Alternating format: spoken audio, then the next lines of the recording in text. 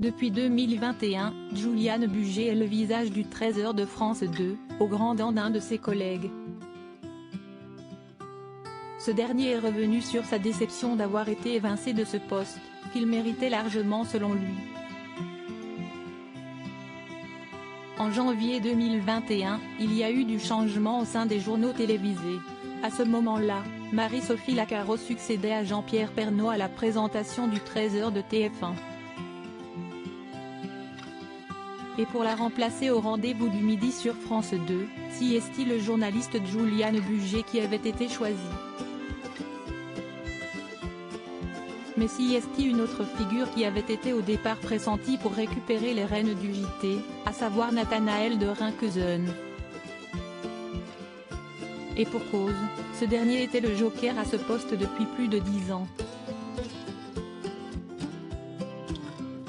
Pensant avoir ses chances à la titularisation, le journaliste qui a été victime d'un AVC et qui travaille depuis 3 décennies pour France Télévisions a alors forcément été très déçu. Il est récemment revenu sur cette grosse désillusion lors d'une interview pour Télé Loisirs. Je vais vous dire ce que je pense. J'ai commencé à faire des remplacements à 13h en 2009 ou 2010 d'Élise Lucet. Marie-Sophie Lacaro a été choisie à son départ, ce qui était très bien. Je l'ai ensuite remplacée quand elle est partie, j'ai toujours fait des remplacements. Cela me semblait extrêmement logique que l'on fasse confiance au joker qui est un visage connu et reconnu du 13h pour continuer. Ils ont choisi Juliane, je n'ai aucun problème avec ça, j'ai juste dit que ça m'aurait semblé logique qu'on me fasse confiance et que j'étais prêt à remplacer Marie-Sophie Lacaro, a-t-il rappelé.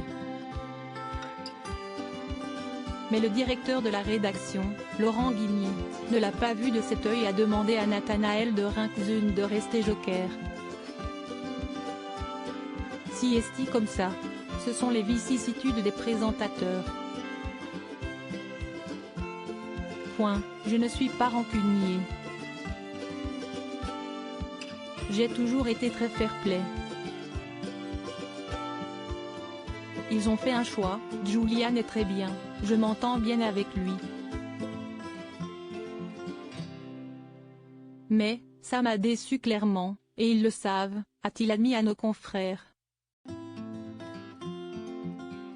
Aujourd'hui, Nathanaël de Rinckesen a néanmoins tourné la page sur cette histoire et est très heureux d'avoir obtenu d'autres projets que sa position au 13h de France 2. Je présente l'inattendu, j'ai la chance de faire d'autres choses à France Télévisions comme les Jeux Olympiques et je suis aussi représentant des salariés au conseil d'administration, a-t-il souligné.